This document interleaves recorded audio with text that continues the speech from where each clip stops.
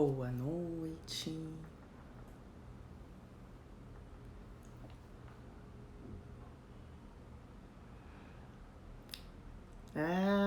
Por favor, quem estiver aí entrando, vai me sinalizando se a imagem tá boa, se o som tá bom, se vocês conseguem me ouvir bem, me ver bem, pra gente poder começar aqui a nossa live de hoje, nosso papo, a nossa troca. Hoje eu trago... Bom, acho que vocês estão me ouvindo, né? Estão respondendo. Hoje eu vou trazer aqui pra vocês, pra gente... obrigada, Lu. Beijo. Vanessa, mamãe, Lu, que estão aqui comigo até agora. Obrigada. Hoje eu vou trazer um assunto que provavelmente quem me segue já ouve eu falar um pouquinho, que é a constelação, né? Fefe. E eu vou trazer bem um olhar da forma como eu trabalho com a constelação, né? A constelação sistêmica é uma técnica já difundida, já bastante conhecida, embora mais conhecida também, óbvio, dentro do ambiente terapêutico em que as pessoas buscam ou trabalham, né? Tem muita gente ainda que não conhece, assim como diversas outras técnicas, né? As pessoas, na maioria, conhecem quando busca, né? Ou quando ouve alguém falar. E hoje eu vou trazer, claro, um pouco da técnica para vocês, do embasamento teórico, né? Uma pincelada aí em tudo que provavelmente quem conhece a constelação já ouviu falar. Mas eu quero também trazer um pouco da minha personalidade, de como eu atuo com a técnica, de como eu trago isso pro meu trabalho, né? Eu acho sempre legal falar, né? Porque as pessoas falam assim, Mirella, mas você trabalha diferente? Na verdade, todo mundo que faz a mesma coisa trabalha diferente. Porque quando a gente emprega algo que a gente conhece, que a gente estudou para fazer algo, a gente emprega junto a nossa personalidade naquilo, né? Então, assim, se eu for fazer um bolo e eu tiver a mesma receita que a Luane, por exemplo, que tá aqui com a gente, o bolo da Lu vai ficar diferente, né? Porque cada uma tem uma forma de mexer, cada uma tem um tempo de olhar o bolo, cada uma tem uma forma de untar a assadeira, enfim. Sabe cada pequena coisa que vai mudando um pouquinho o formato daquilo, que tem uma metodologia para acontecer, né? Mas cada um dá a sua cara, a sua personalidade para aquilo. Então é isso que eu quero trazer um pouquinho para vocês também, a minha personalidade, a minha forma de trabalhar com a constelação. E aí, entrando um pouquinho já nesse campo de constelação sistêmica, né? Até para trazer até um pouco mais de consciência para quem não conhece a técnica que está aqui com a gente, eu vou dar uma pincelada em algumas coisas, tá? E eu convido vocês que estão aqui comigo para interagir. Então, por favor, mandem perguntas, questionem, né? Mesmo conforme eu for aqui explicando, se vocês tiverem alguma dúvida, porque às vezes está muito claro na minha cabeça, mas talvez a minha forma de falar não seja tão clara. Então, assim, vai mandando suas dúvidas, tá? E também já vou pedir para quem tá aqui, né, contribuir aí na divulgação. Se você pegar esse aviãozinho que tá aí embaixo da sua tela, você consegue enviar essa live para os seus amigos, para os seus colegas, para as pessoas que você segue. Então, já pensa aí quem que você tem aí em comum no Instagram que também se interessa, né, por esse tipo de conhecimento, por esse tipo de autoconhecimento. E envia aí essa live para as pessoas, para também chamar mais gente para estar aqui com a gente compartilhando desse momento, ok? Então, entrando aí dentro do tema, né, constelação familiar sistêmica. Basicamente, é uma técnica de terapia breve, né? Quem já conhece já sabe toda a história, que foi criada por um alemão chamado Bert Hellinger, que passeou aí por muitos lugares do mundo, colhendo informações de como as pessoas são, de como as pessoas se relacionam, de o quanto cada crença de cada pessoa interfere na relação delas, né? Então, basicamente foi um estudo de anos e anos, né? Esse senhor já é velhinho, já faleceu até alguns anos atrás, e foi um estudo de muitos anos para entender como é que as pessoas se relacionam, o que faz elas se comportarem do jeito que elas se comportam, o que faz elas acreditarem no que elas acreditam, né? Então a constelação traz muito essa bagagem pra gente, da gente se olhar a partir disso, né? Da minha forma de funcionar, das minhas programações de funcionar, das minhas programações de crença, então daquilo que eu aprendi, daquilo que eu vivenciei, né? Então a constelação ela vai trazer esse olhar pra gente, né? Olhar pra gente do porquê que eu funciono do jeito que eu funciono. Por que eu acredito no que eu acredito? E muito da nossa bagagem, dessa bagagem, é claro, é baseado naquilo que a gente vivenciou, né? Então, aquilo que a gente vivenciou desde a nossa infância, né? E isso já é bem, na verdade, difundido, bem claro para muitas pessoas. Aquilo que a gente vivenciou na barriga da mamãe, né? Aquelas sensações que a mamãe teve, o que ela passou, que vai impregnando em todas as nossas células, no nosso emocional. Então, assim, tudo que a gente vive, desde quando a gente foi concebido, né? Desde que o óvulo da mamãe encontrou o espermatozoide do papai e formou a gente, tudo aquilo já foi somando pra gente ser quem a gente é hoje. E isso, muitas linhas teóricas já falam disso. Então, muitos de vocês já ouviram isso, né?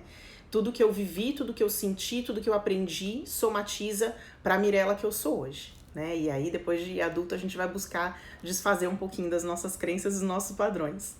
Mas voltando para isso, né, a constelação e até também a epigenética, que é uma outra linha também que estuda a genética do corpo humano, já nos mostra que não é só o que a gente viveu, que está dentro do nosso inconsciente, das nossas células, das nossas memórias.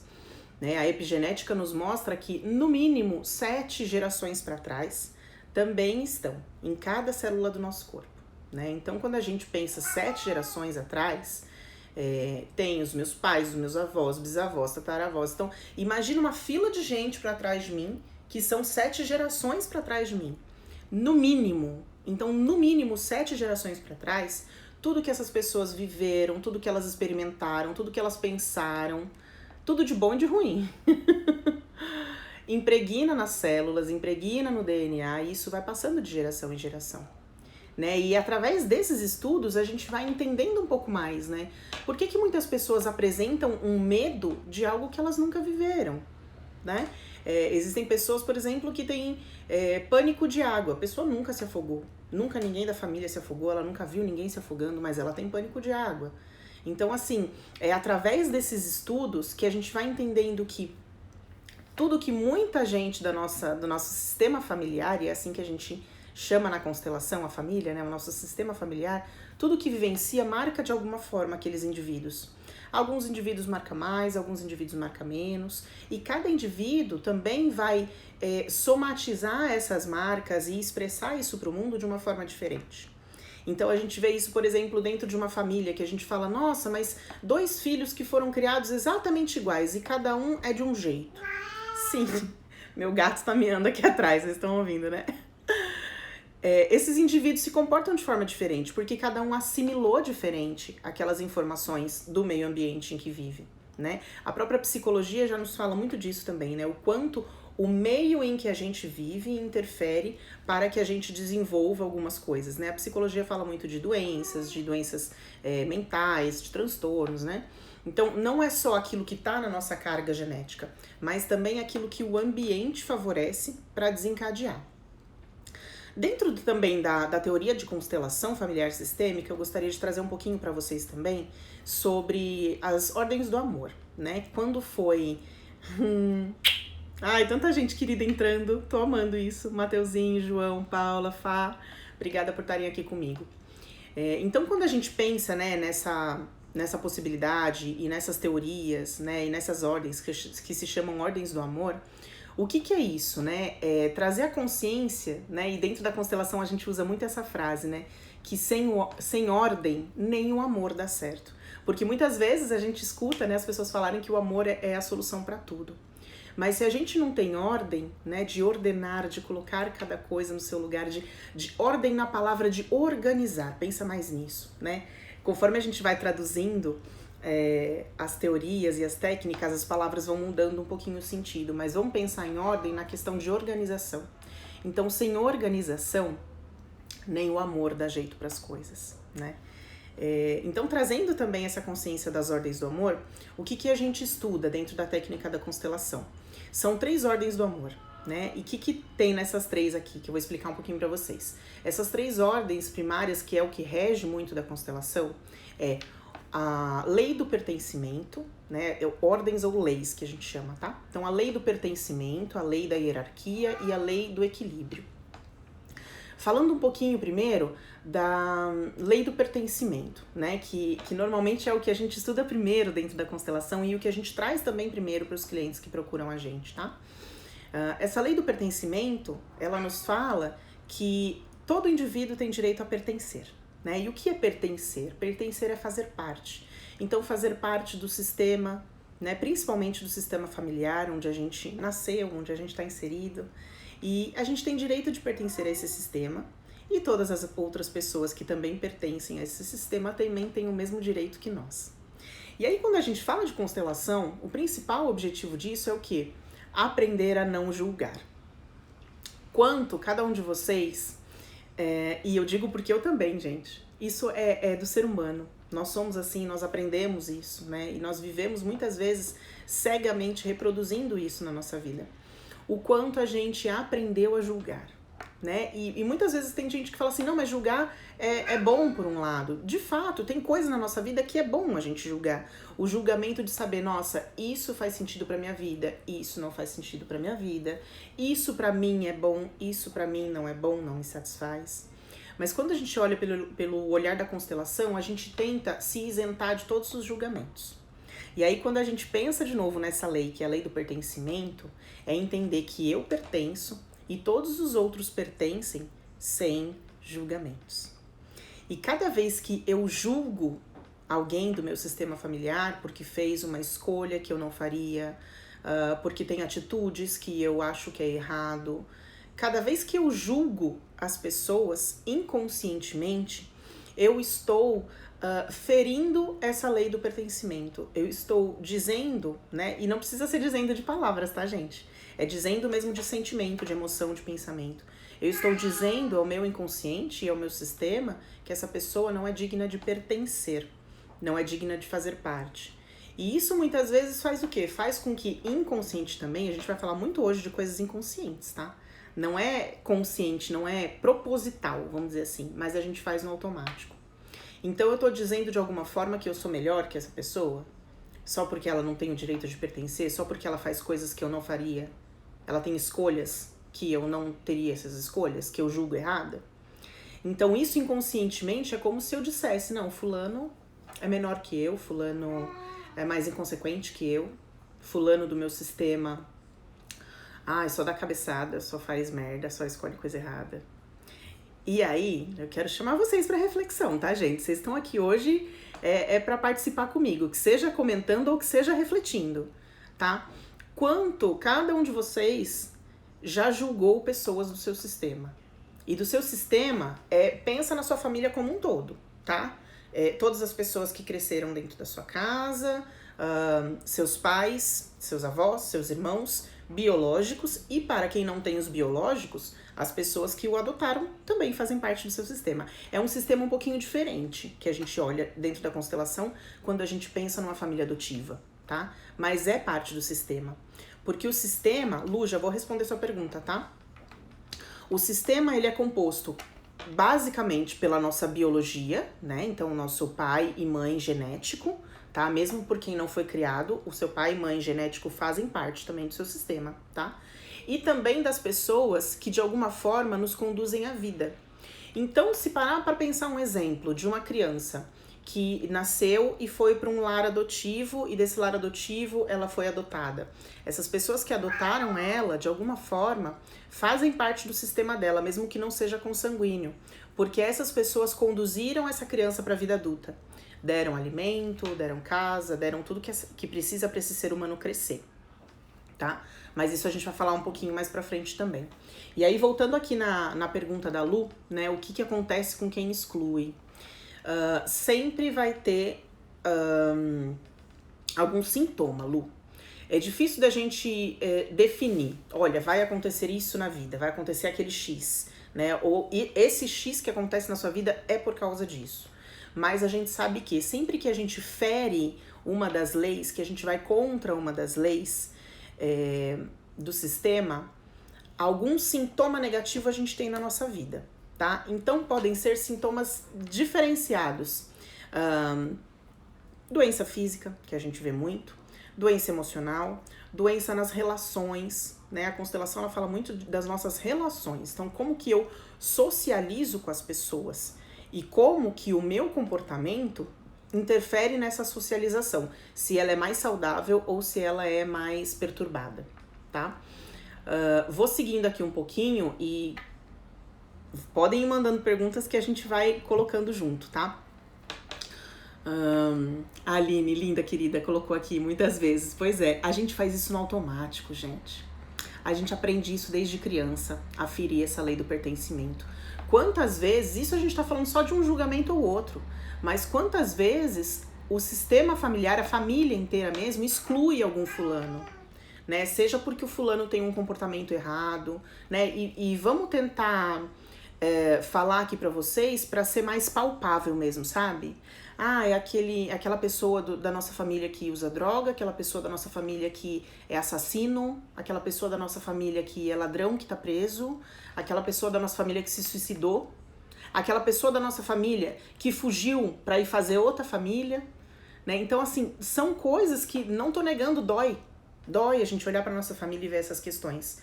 Mas excluir essas pessoas, negar essas pessoas ou julgar essas pessoas não vai trazer benefício nenhum. Aliás, vai trazer mais aspectos prejudiciais, na verdade. A Mara, linda, caindo fichas aqui. Pois é. Vamos lá, ó, que o João colocou aqui. Eu acredito que os julgamentos são mais frequentes quando somos mais jovens. À medida que amadurecemos e nos colocamos no lugar das pessoas do nosso sistema, compreendemos melhor os porquê. Sim, isso também tem sentido, né? Mas aí eu quero trazer um outro olhar também. Conforme vocês vão trazendo mais coisa aqui, eu vou trazendo mais, tá, gente? E se a gente vai costurando, tá? Até conseguir falar de tudo aqui. Dentro disso que o João tá falando pra gente, o que acontece? A gente... ao amadurecer, né? Amadurecer é crescer, é ir pra nossa vida de adulto e criar também maturidade neurológica, tá? Porque quando a gente é criança ainda, a gente não tem a maturidade neurológica pra entender de fato o que tá acontecendo. A gente só sente as emoções e a gente guarda as emoções. E aí que vem a questão. Quando eu cresço, eu entendo um pouco mais. Por que fulano se comporta assim? Por que fulano se comporta assado? Como é que é a relação desses dois que às vezes eu julgo, sabe? Aquela pessoa que julga o pai e a mãe, que julga os tios, que julga os avós. Quando a gente cresce, a gente consegue entender um pouco mais qual que é a dinâmica daquelas pessoas e a gente julga menos. Sim, de fato, faz muito sentido. Porém, é importante dizer que dentro da constelação a gente olha muito para a emoção. Por quê? É a emoção que fica nas nossas células guardada. E a emoção, ela não tem esse pulo de maturidade que a gente tem na parte neurológica. Então hoje, por exemplo, né? Hoje eu olho meu sistema familiar lá atrás e eu entendo por que minha mãe se comportava de um jeito, por que meu pai se comportava de outro, por que minhas irmãs, minhas tias, meus avós se comportavam daquele jeito. Porém, as minhas células e a minha emoção, porque é um registro de emoção, é como se fosse um carimbo de emoção ali. Aquele carimbo daquela emoção que eu vivi quando eu era criança ainda está em cada célula do meu corpo. Então isso que é tão importante a gente buscar formas, e a constelação é uma delas, mas tem várias outras técnicas que também são formas da gente limpar essas emoções que ficam presas na gente. Porque é essas emoções que vão gerando sintomas na nossa vida de hoje. E aí, às vezes, a gente já entrou nessa outra maturidade onde a gente parou de julgar. Porém, a carga emocional, ela ainda tá lá de alguma forma, né? Então, voltando ali um pouquinho, gente, porque eu vou falando e eu vou seguir na estrada ali, tá? Então, vocês me chamam de volta aqui, ó. Ah, Paula, querida, ó, verdade, vai no automático. Quando vai ver é só julgamento, é isso aí. E também tem a questão, que não é nem da constelação, mas a psicologia traz muito isso, né? A gente cria caminhos neurais, né? O nosso cérebro é uma máquina que cria caminhos neurais. E quando a gente fala de caminhos, né? Então, para simplificar um pouco, pensa quando a gente começa a dirigir. A gente tem que prestar muita atenção nos caminhos, senão a gente erra. E depois a gente aprende, não só a dirigir, até andar a pé, de bicicleta, enfim. A gente aprende aquele caminho que vai para tal lugar, né? Então, aquele caminho que eu uso para ir pro trabalho, aquele caminho que eu uso para ir para casa da minha mãe, né? E quando eu preciso mudar o caminho, porque o caminho está interditado, eu tenho que prestar mais atenção, não é? Então, é a mesma coisa. Eu entro no caminho do julgamento e nesse caminho eu vou. A vida. Então, é prestar atenção para sair desse caminho do automático. Opa! Eu não quero mais no caminho do julgamento. E essa nova escolha me demanda uma energia, me demanda uma atenção, uma concentração para que eu escolha, para que eu construa um novo caminho. Porque o caminho que está construído é o caminho do julgamento, né? Então é uma escolha mudar de caminho e é uma atenção permanecer, construindo um novo caminho. Bom, vamos lá. A Paulinha, tô cheia desses carimbos. A gente tira, Paulinha, bora lá. Vamos falar um pouquinho agora, né? Então a gente falou aí da lei do pertencimento, né? E do quanto a gente julga e do quanto a gente exclui as pessoas e até a gente mesmo, né? Então voltando à lei do pertencimento pra gente mesmo. O quanto a gente se julga e às vezes a gente não fala, né? Mas o quanto a gente pensa e se julga de que a gente não é digna de pertencer ao nosso sistema. Nossa, porque eu sinto isso, porque eu sinto aquilo, que eu fiz tal coisa que não é certo, mas eu não contei pra ninguém. Né? A gente mesmo se julga muitas vezes, porque a gente também aprendeu, né? O que é certo, o que é errado, o que é ser perfeito, que eu preciso ser perfeita. Então, quando a gente também se julga, a gente também tá ferindo o nosso direito de pertencer. Quantas pessoas aqui se julga, e já se julgou no passado, né? De que, bom, a gente encontra muita frase, a ovelha negra da família, né? Ai, porque eu não fiz o que minha mãe queria, eu não fiz o que meu pai queria, eu não fiz o que outras pessoas queriam. E quantas vezes na nossa vida a gente seguiu caminhos que outras pessoas queriam só pelo pertencer. E tudo isso é inconsciente, gente, mais uma vez falando. Porque tem muita gente que a gente fala as coisas aqui e fala, não, eu não faço isso não. A gente faz. A gente faz. A gente faz um monte de coisa inconsciente pra agradar o outro, pra ser aceito pelo outro, pra amar o outro. Porque o ser humano, ele é um ser vivo que foi feito e a gente busca a vida em grupo, em sociedade. E se eu for rejeitada desse grupo, o que vai ser de mim? Aline, linda, esse é o pior julgamento, o auto-julgamento. É bem difícil de lidar com isso, mas graças a Deus tem solução. Vamos lá, eu vou falar um pouquinho agora da segunda lei, né, que faz parte das ordens do amor, que é a lei da hierarquia, que também é uma lei muito linda e a gente precisa olhar com carinho para ela. A lei da hierarquia, ela vai trazer pra gente a informação de hierarquia mesmo, né? Existe a hierarquia que tá em cima, que tá no meio, que tá embaixo, enfim. Então, quando a gente olha para essa hierarquia dentro de família, que é basicamente aqui o que a gente tá falando também, né? Vamos focar no sistema familiar, embora, tá, gente, esse negócio de sistema, essas leis são aplicadas para todos os sistemas que a gente está inserido. Então, assim, eu tenho o meu sistema familiar de origem, que é a família que eu nasci. Meu pai, minha mãe, minhas irmãs, meus avós, todo mundo que veio antes. Eu tenho o meu sistema familiar construído, né, que a gente chama depois de adulto do sistema familiar atual, que é o sistema que eu crio, né? Então, que é eu, meu marido, meus filhos. Eu tenho o meu sistema social. Então, todas as pessoas que fazem parte do meu ambiente social fazem parte de um sistema, né? Nós somos um grupo de amigos. Eu tenho o meu sistema também profissional. Então, se eu estou dentro de uma empresa, aquilo também é um sistema, né? Onde as engrenagens vão girando e existe uma hierarquia e existe uma ordem, né? Então, vamos focar um pouquinho aqui no sistema familiar, porque senão vai ficar muito amplo e até mais coisa aqui, mais conteúdo. A gente ficaria aqui uma semana sem dormir, só falando. Eu falo pra caramba, eu ficaria tranquilamente, mas acho que vocês não ficariam aqui comigo. Então, voltando aqui pra questão de hierarquia, dentro do sistema familiar. Se a gente pensar na família, né? Pensa na árvore genealógica, acho bem legal isso, né? Que então tá os pais lá em cima, os filhos aqui embaixo, né? E então, se a gente pensa nisso, e a gente traz muito pra gente entender, pensa na dinâmica familiar de uma família, de 30 anos atrás, e eu falo 30 anos atrás porque é mais ou menos a minha idade, né? Eu era uma criança 30 anos atrás, e existia uma dinâmica dentro da minha família que era comum existir nas famílias que também eu tinha à minha volta, nas famílias do bairro, nas famílias dos meus amigos, né? Então, assim, era comum mais ou menos a mesma dinâmica.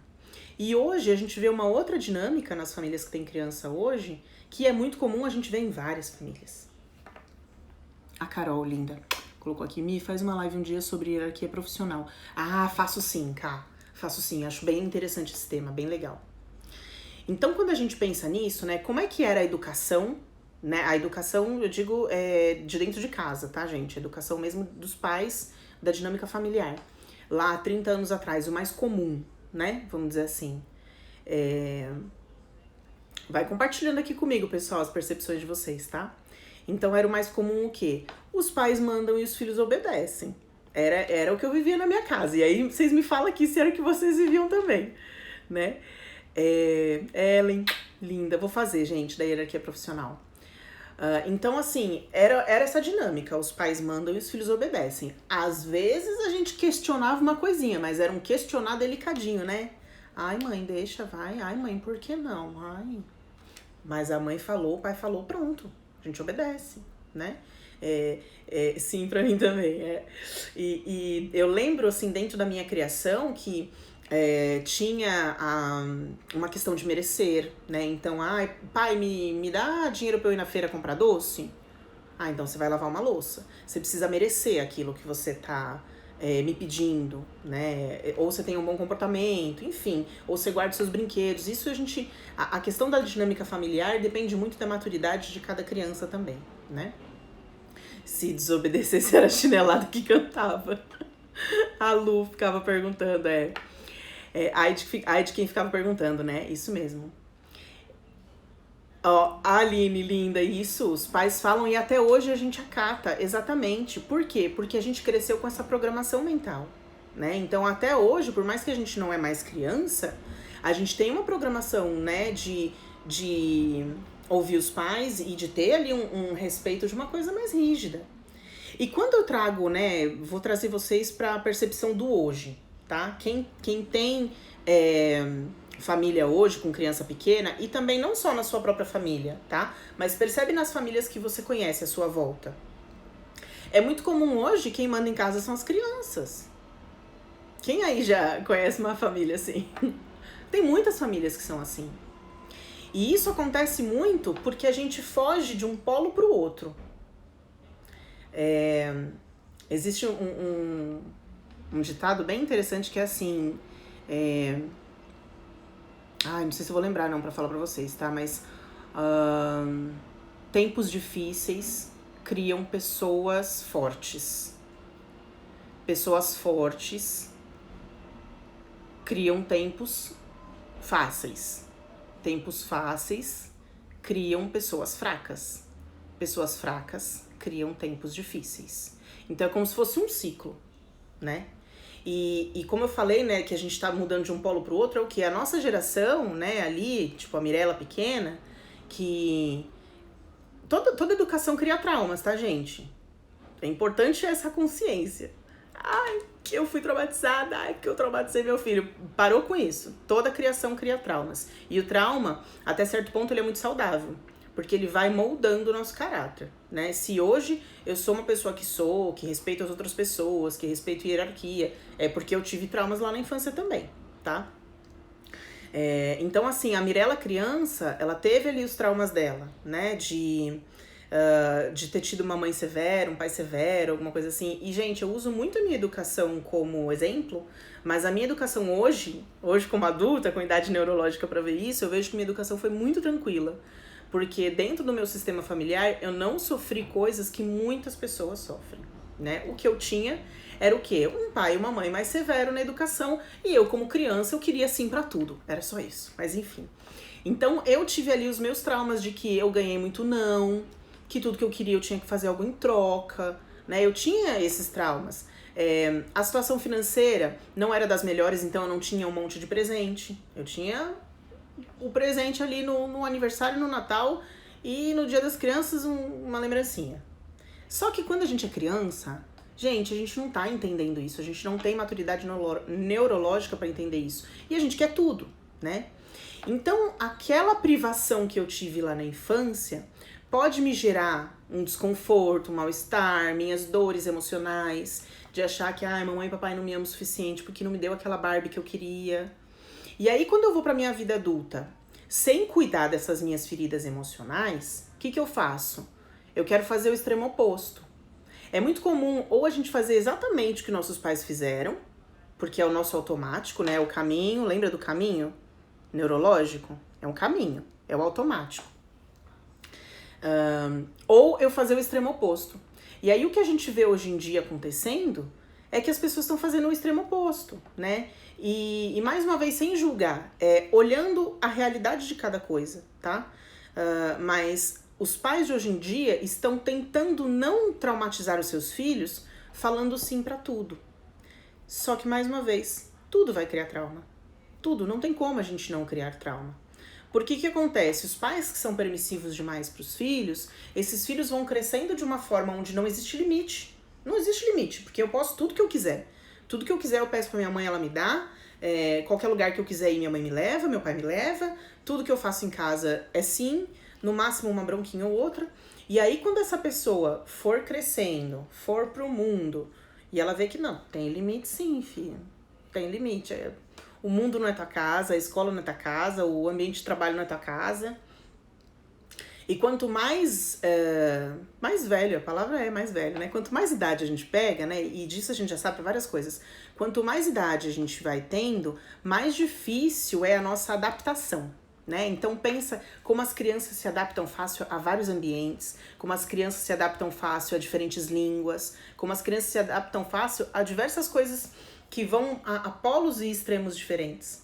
E quando a gente vai crescendo, vai dificultando um pouco esse processo. A gente já não vai mais com tanta facilidade, né? Então, o mesmo trauma que eu sofri de um não quando eu era criança, eu assimilo de uma forma.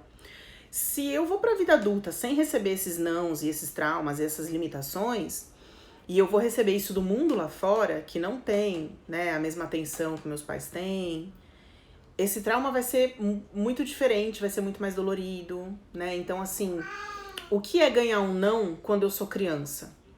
Eu vou chorar um pouquinho no sofá de casa, talvez eu faça uma birra, tomo umas palmadinhas e pronto. Agora, se eu ganho esse não de um chefe, bem provavelmente eu vou pedir as contas do emprego. E isso foi algo que aconteceu comigo, tá, gente? Embora eu tive vários nãos quando eu era criança, mas eu cresci, né, numa forma de funcionar que eu não sabia direito me expressar, eu não sabia colocar minhas vontades. E aí eu fui pro meu primeiro emprego e eu gostava muito do que eu fazia, né? Pra mim, eu falei, nossa, meu primeiro emprego, nossa, que legal, é algo que eu gosto. Eu tava com pessoas que eu já gostava, porque já era um lugar que eu estudava, que era uma escola de inglês. Mas aí eu passei por situações de hierarquia que eu não soube lidar. E aí o que eu fiz, né? Porque na minha programação tava o quê? Não se contesta a hierarquia. Então, eu não contestei, mas aí eu pedi pra sair, que eu não dei conta. Então, assim, é muito importante a gente olhar pra infância e entender que é na infância que a gente deve construir tudo isso de forma saudável, construir o pertencimento, a hierarquia, o equilíbrio. Bom, então, voltando pra hierarquia, porque vocês perceberam que eu começo a passear e vambora, né, gente? Deixa eu até ver aqui os comentários de vocês, que eu fui falando aqui, ó. Ellen, sim, até hoje obedeço os meus pais, quando eu não quero interferência, nem conto nada, pra não cair em tentação. Exatamente. A gente cresce e a gente continua com essa programação, né?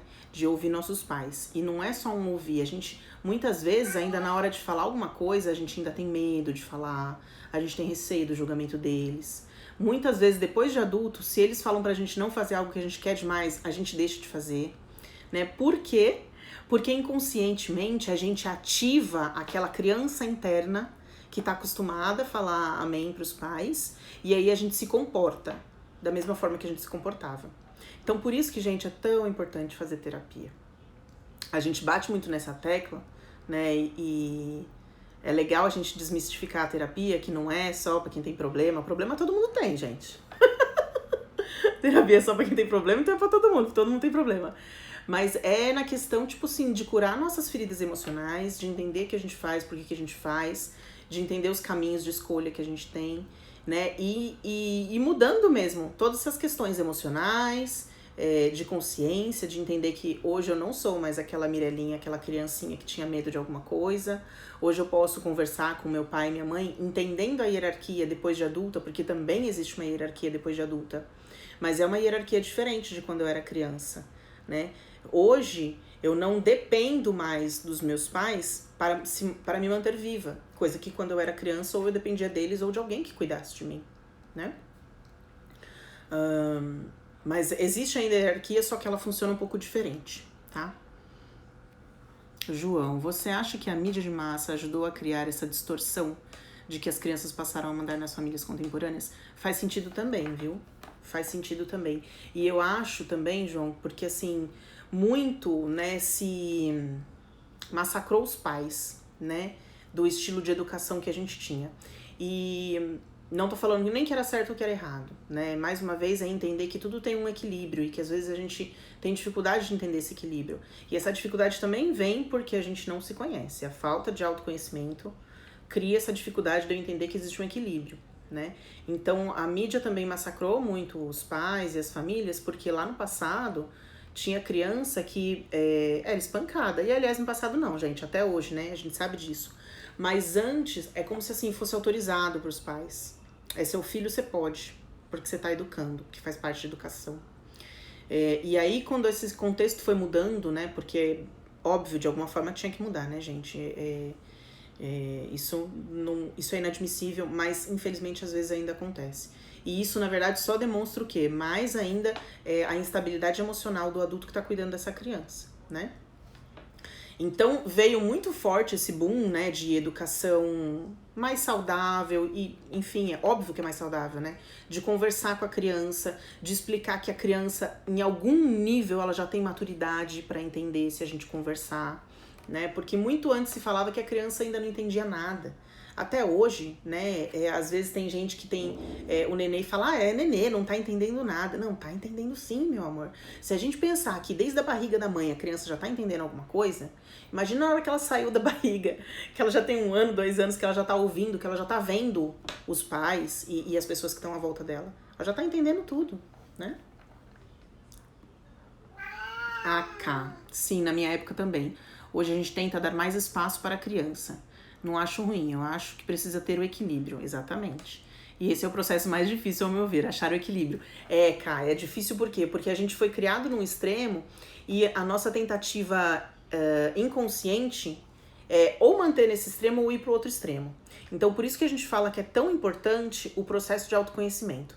Seja ele por terapia, que é um processo muito legal porque você tem um profissional te orientando. Ou seja o processo autônomo, né? A gente sabe que muitas vezes a pessoa ou não tem tempo, ou não tem financeiro, né? Ou não se organiza para fazer uma terapia com um profissional. E tá tudo bem, porque cada um procura aquilo que é importante para si mesmo, né? É importante a gente olhar nesse aspecto. Mas procurar caminhos de autoconhecimento, né?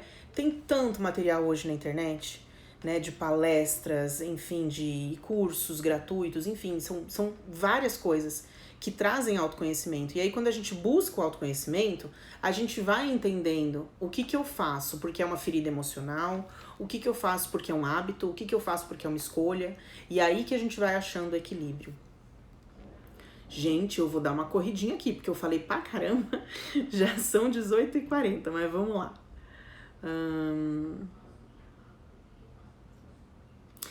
Ellen, querida, ali, ó.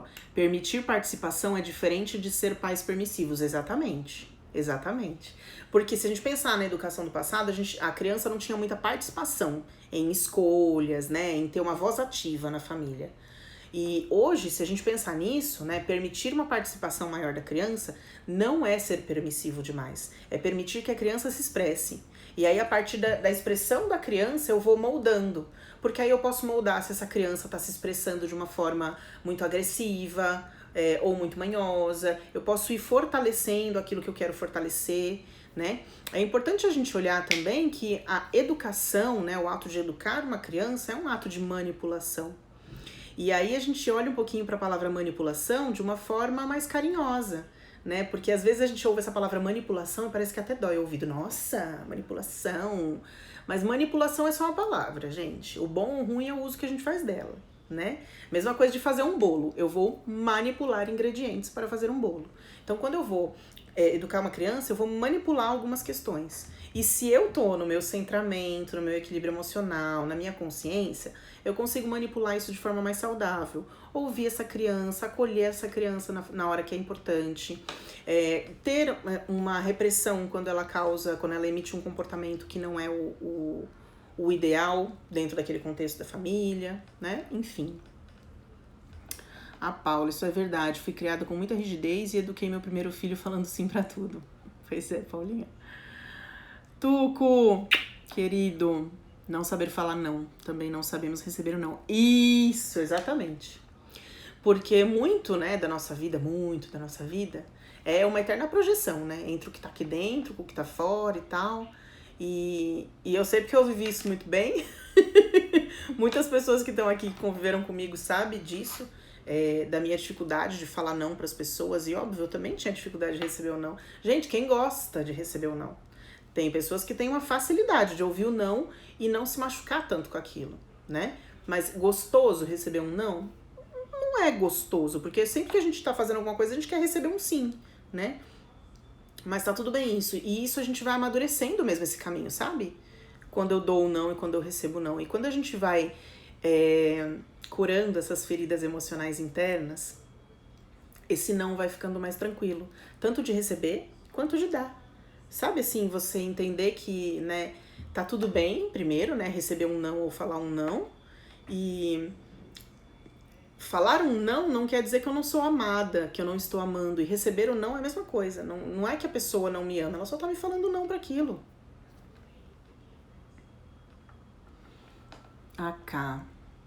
Meu pai sempre foi muito rígido com minha educação e eu não tenho abertura para falar sobre tudo com ele, porque acaba sempre virando uma briga, infelizmente, e por muitas vezes prefiro não falar nada. Aí a gente vem também, por exemplo, né, ainda dentro da hierarquia, que eu ainda tô explicando a hierarquia pra vocês verem como eu falo muito, entender que assim, gente, nossos pais são do jeito que são e eles deram pra gente e ainda dão aquilo que eles conseguem dar, né? E quando a gente fala de educação rígida, a gente que tá ali nessa casa que eu falei dos 30 e poucos, a gente teve uma educação mais rígida do que muitas crianças que estão sendo educadas hoje. Mas se a gente pensar um pouquinho em quão rígida foi a educação mais pra lá de nossos pais, a gente consegue entender um pouco mais, e aí mais uma vez vem, é o entendimento racional, não é o entendimento emocional, tá? A gente consegue entender um pouco mais por que nossos pais se comportam do jeito que eles se comportam, né? Entender que assim, ali dentro deles também tem feridas emocionais muito profundas para que eles fizessem aquilo que eles fizeram na nossa educação. E às vezes é o que a Ká falou, a gente vai pra vida adulta e a gente permanece nesse posicionamento de falar, tem coisa que eu não vou nem falar porque vai gerar briga, né? E muitas vezes entender que assim, não é porque a gente tá buscando caminhos de cura emocional e de autoconhecimento que todas as pessoas estão. Então, muitas vezes a gente vai mudando e a gente vê algumas pessoas da nossa família mudando, mas não é tão profundo quanto a gente. E tá tudo bem, é entender e respeitar que cada um tem seu tempo. Liz, linda. Rosana, linda, que saudade. Tive uma educação muito rígida, eram impedidos de expressar qualquer opinião. Minha relação como adulta com a minha mãe é boa porque assumi uma personagem. Quanto ao meu pai já é falecido. É muito comum, né, Rô? A gente vai assumindo mesmo um personagem para ser aceito, para ser respeitado, né? Ali como a Ká falou, a gente evita de contar coisas porque a gente vai ser julgado. Isso também é uma busca de ser aceito, que é uma busca de pertencer, de ser olhado com admiração, de ser amado, né? Então, eu preciso me enquadrar nessa caixinha para poder ser amado ou ser aceito dentro do meu sistema. Enfim, vamos seguir aqui mais um pouquinho. Então, quando a gente fala de hierarquia, é a gente olhar isso, né? Que cada um tem o seu papel, a sua função, e entender que dentro dessa função, cada um também tem as suas capacidades e maturidades neurológicas e emocionais.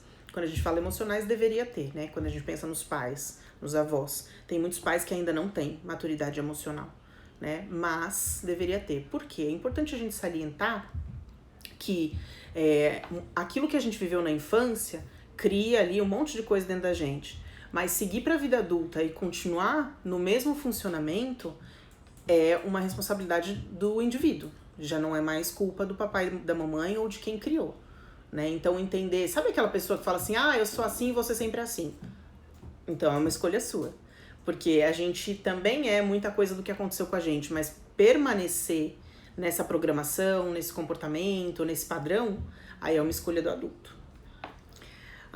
Vamos lá, vou falar aqui um pouco agora da lei do equilíbrio. A lei do equilíbrio, ela fala também pra gente sobre o equilíbrio, dar e receber. Então, aquilo que eu dou, eu recebo. Isso é o equilíbrio, né? Sabe uma balança que você tem que nivelar?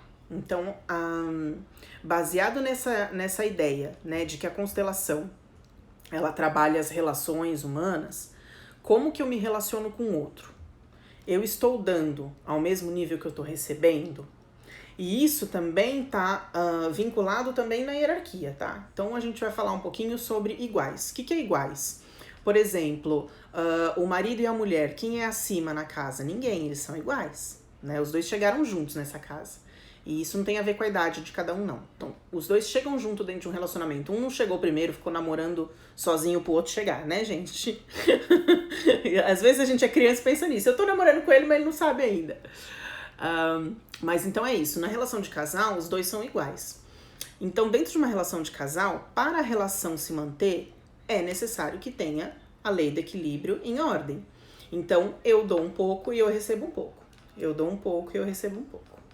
E aí vocês me falam aí também. Quem aí conhece alguém que se dá demais? Quem aí conhece alguém que suga demais do outro?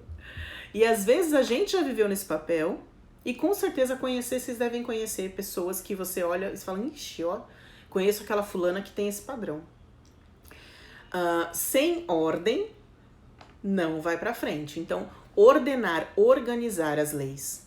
Se não tem a lei do equilíbrio funcionando em equilíbrio, essa relação vai durar um tempo e vai acabar. Isso funciona para outras relações. Por exemplo, se a gente fala do ambiente profissional. Você vai trabalhar um mês, você não recebe. Você vai trabalhar no mês seguinte, você não recebe. Você vai trabalhar de novo? Não vai. É o equilíbrio. Eu dou o meu tempo e o meu chefe me dá o meu salário. Então isso é para todas as relações. A relação de amizade. Eu dou o meu tempo, eu ligo para minha amiga, eu mando mensagem, ela não me retorna. Eu mando de novo, ela não me retorna. Gente, uma hora essa amizade vai acabar. Então essa amizade, ela também precisa de um equilíbrio. Eu dou a minha atenção, a minha amiga me dá a atenção dela. E assim vão. Então as relações se alimentam a partir dessas leis. Então quando a gente olha, né, para a constelação e percebe essas três leis, né, a lei do pertencimento, a lei da hierarquia e a lei do equilíbrio, é importante olhar se eu estou ferindo ou não essas leis. Então, mais uma vez, olha para sua vida e percebe. Você julga alguém do seu sistema, você exclui as pessoas, você sai do seu papel de hierarquia, você quer mandar na sua mãe, no seu pai, você deixa seus filhos mandar em você. A lei do equilíbrio, se você dá demais, se você cobra demais, se você quer receber demais. Só de olhar essas três leis, a gente já consegue trazer um pouco de consciência para nossa vida. Ai, mais gente, que Elinha. Alisson, ai, que delícia. Então assim, ai, Bruna também. Ai, gente, quanta gente querida, Conceição. Ai, que delícia ter vocês aqui. Então assim, quando a gente olha já para essas três leis, a gente já percebe que a gente consegue já mudar a nossa vida só sabendo um pouquinho da teoria, né? E é claro, quando a gente faz um processo de constelação, então, que aí, não sei nem se eu consigo explicar para vocês hoje, porque eu falei que eu falo bastante, né? Quando a gente faz um processo de constelação, uma sessão de constelação sistêmica, a gente percebe muito mais coisa que a gente não percebia, porque, mais uma vez falando, a constelação vai trabalhar sempre com o nosso inconsciente. Gente, se o nosso consciente, aquilo que a gente percebe, que a gente sabe, que a gente visualiza, que a gente entende da nossa vida, fosse resolver os nossos problemas, já estava resolvido. Então, se os problemas, né, eu digo os obstáculos, as dificuldades da sua vida, sintomas negativos que você está apresentando e percebendo ainda hoje, eles estão ligados ao seu inconsciente. Porque se fosse o seu consciente, você já tinha resolvido. Ninguém quer ficar vivendo o problema a vida inteira. Ah, Aline! Ela tá falando de mim, porque eu demoro pra responder. Então, gente, aí eu chamo vocês então pra dar essa chacoalhada aí. Quem percebe dentro da própria vida que hoje tá ferindo algumas dessas leis ou já feriu no passado? Eu acho que assim, no passado às vezes é até mais fácil da gente encontrar, né? De olhar e perceber o quanto a gente julgava as pessoas. E até hoje a gente ainda julga às vezes. Nossa, fulano teve uma escolha nada a ver. Nossa, fulano falou uma coisa nada a ver. A gente julga até o que as pessoas falam. A gente julga o que as pessoas vestem. A gente julga tudo. Porque a gente é condicionado a julgar. E aí, já estamos ali nos últimos minutinhos da nossa live, e eu queria hoje trazer um pouquinho para vocês da forma como eu trabalho, né, com a constelação dentro de uma sessão de constelação individual. Tapa na cara, desculpa. Estamos aqui para isso. E aí eu vou dar uma pincelada bem rapidinho, né, porque, enfim, estamos nos últimos minutos, mas foi uma delícia estar aqui com vocês. Vixe, vou embora aqui com vocês. Eu gosto muito de trabalhar com cartas dentro da sessão, né? E o que são essas cartas? Essas cartas são cartas associativas ou projetivas. O que é isso? A carta em si, ela não tem um significado exato. O significado é o que o nosso inconsciente nos traz. Então é isso que é a mágica, né? Se na constelação eu vou trabalhar com o inconsciente, eu utilizo instrumentos para que o meu inconsciente faça uma projeção em cima daquilo, né? E aí eu vou dar um exemplo aqui para vocês. Eu trouxe alguns dos meus materiais, que como eu amo isso, eu tenho muitos materiais, mas como a gente tá aqui com o tempo já reduzidinho, porque eu falo muito, eu vou trazer um pouquinho assim de uma breve experiência para vocês entenderem, né? Eu vou mostrar aqui para vocês uma coisinha só, né? Porque eu trouxe vários na minha mesa, mas não vai dar tempo. Isso, por exemplo, é uma caixinha de uma dessas cartas que eu trabalho, que são várias cartas, né? E aí vou mostrar aqui pra vocês um pouquinho, pra vocês entenderem o que é isso de projeção, projetiva, associativa, que a Mirella tá falando. Dentro de uma sessão, que eu utilizo vários materiais, por exemplo, eu tô aqui, ó, embaralhando o baralhinho que é dessa caixinha que eu mostrei pra vocês, tá? E aí dentro de uma sessão, e agora a gente vai fazer um exercício aqui, eu embaralho, e aí eu pego aqui uma carta e a gente vai perceber como que é essa questão da projeção, que é muito individual, tá? Vou tirar uma carta aqui e a gente vai olhar para essa carta. Uau! Olha só. O que é essa carta, na verdade? Essa carta é só um desenho. E todas as cartas, de todos os conjuntos, né, de cartas que eu trabalho, eles são feitos a partir de desenhos de artistas. É muito legal. Eu não vou saber agora falar o nome de cada um para vocês não, porque são muitos. Mas isso daqui é uma pintura, né, de um artista. E aí, quando a gente olha para uma carta dessa, o que é a questão da projeção, né? É entender que para cada indivíduo, isso daqui é uma coisa diferente. E aí eu vou convidar vocês a olharem para essa carta e escrever aí embaixo para mim. O que vocês veem nessa carta? E, principalmente, a sensação.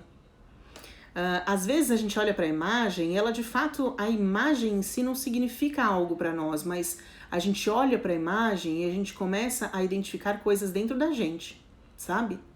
Nossa, ó, nessa imagem eu vejo uma pessoa que tem uma venda nos olhos. Então, de repente, em alguns momentos na minha vida, eu sinto que eu tô cega para algumas coisas, ou que eu mesmo coloco a minha venda nos olhos para não querer enxergar algumas coisas. Eu vejo que essa pessoa, ela tá como se estivesse fazendo malabares. Ó, tá vendo as mãos dela aqui e algumas coisas voando à volta dela? Então, de repente, eu posso associar esses malabares que em algum momento na minha vida eu me cego e eu fico fazendo malabares com coisas que talvez podem ser importantes ou até perigosas pra mim. E é como se eu estivesse jogando um jogo, porque talvez eu não tenha tanta maturidade pra entender. Percebe que, assim, nesses malabares, gente, olha só que interessante. Eu tenho uma borboleta. Aqui parece que eu tenho uma outra borboleta. Aqui eu tenho uma faca. Aqui eu não sei o que é isso, se é um feijão, se é uma batata. Aqui eu tenho um guarda-chuva e aqui eu tenho uma outra pessoa. E aí, de repente, eu posso até associar e falar assim, nossa, a sensação que eu tenho é que é um ser humano que faz jogo, que brinca com a vida das pessoas, que brinca com o que pode ser perigoso. Olha só isso, gente. Quanta reflexão aparece a partir de uma figura. Vai compartilhando aí pra mim, gente, o que cada um de vocês vê. E eu vou ler aqui um pouquinho o que vocês estão me mandando. Pra gente compartilhar. Vamos lá, cá, Mirella. Eu quero essas cartas. Você utiliza na terapia? Sim, cá! Me chama, vamos marcar uma sessão específica com as cartas. É muito legal. O Bajo, querido, sensação de descobrimento. Pois é, Bajo. Quando a gente tem essas informações, tanto da teoria, né, e até da possibilidade prática, que é, por exemplo, agora olhar para essas cartas, né, a gente vai entendendo e vai se descobrindo, sensação de descobrimento, exatamente. A Mara, escolha, fazemos escolhas todos os dias, fazemos, Mara. E quantas vezes a gente faz escolhas, ó, com a venda nos olhos, meu Deus. Carol, sensação de ter que equilibrar tudo ao mesmo tempo. Nossa, Cá, em quantos aspectos da nossa vida a gente tem essa sensação de ter que equilibrar tudo ao mesmo tempo, de estar fazendo malabarismo com as coisas, né? Pra poder dar conta de tudo, olha só, é isso mesmo, dar conta de tudo. O João, pra mim, essa imagem representa eu tentando lidar com todas as minhas escolhas, sem saber direito o que eu tô fazendo. Faz muito sentido. Faz muito sentido, é como se a gente quisesse mesmo, né? E também é algo inconsciente, né? Da gente dar conta de tudo, saber lidar com tudo, com todas as nossas escolhas. E muitas vezes cegamente. Aline, eu vejo uma pessoa fechando os olhos para diversas coisas, sem saber quais. Sensação de desconforto, pois é. E é isso que a gente trabalha muito na sessão, viu, Aline? De constelação individual, de terapia.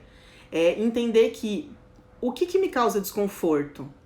O que me causa desconforto é algo que está refletindo em mim, que reflete nessa imagem, e aí eu sinto desconforto.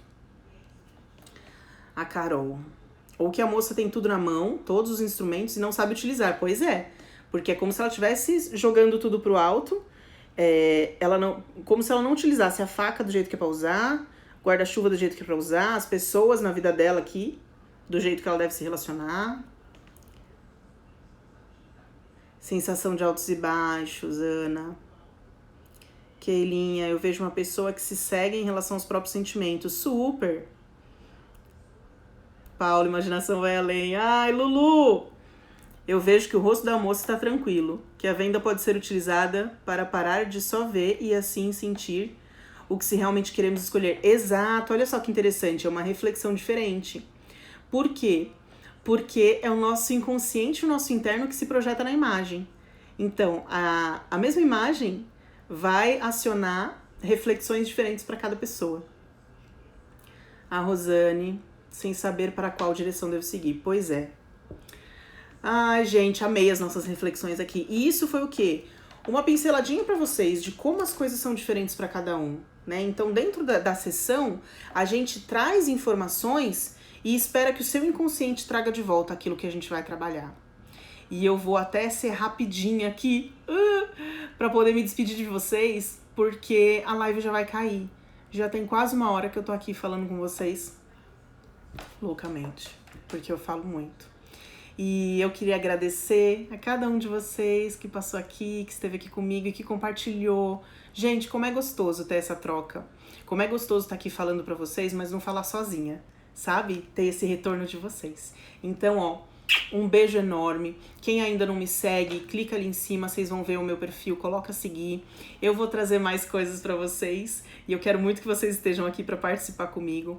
Quem tiver alguma dúvida, me chama por mensagem, manda a dúvida por mensagem.